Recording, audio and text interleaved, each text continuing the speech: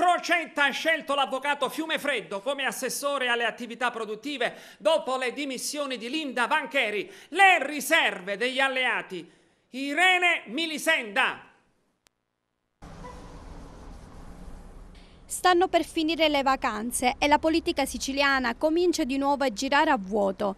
Il tema in agenda adesso è quello della nomina del nuovo assessore alle attività produttive. Il presidente della regione siciliana, Rosario Crocetta, ha assicurato il suo staff di non avere dubbi sulla scelta dell'avvocato Antonio Fiumefreddo dopo le dimissioni di Linda Vancheri.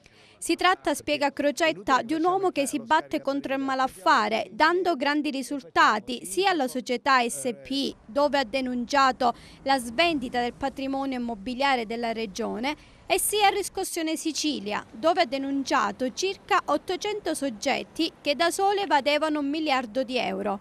E Crocetta sottolinea: l'avvocato Fiumefreddo non appartiene al cosiddetto cerchio magico. Sono stanco di sentire polemiche che rasentano il ridicolo, a volte meschine, mettendo in discussione personalità che si battono per la legalità e per le riforme. Fiumefreddo rappresenta l'uomo chiave della giunta, capace di dare alle attività produttive un'attenzione in più per le imprese e maggiore trasparenza per una verifica costante dei titoli necessari per l'accesso ai finanziamenti pubblici.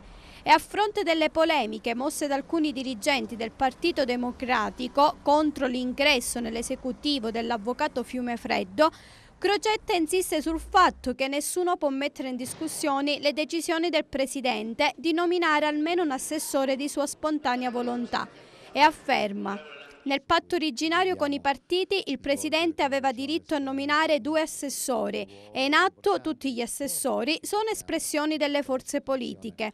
Poi, in prospettiva, aggiunge: al rientro dalle ferie del segretario del PD Fausto Raciti avrò un confronto con tutte le forze politiche e dentro questo grado di consenso provvederemo a operare gli aggiustamenti in giunta necessari che consentono di arrivare a fine legislatura e prepararci a vincere le elezioni del 2017.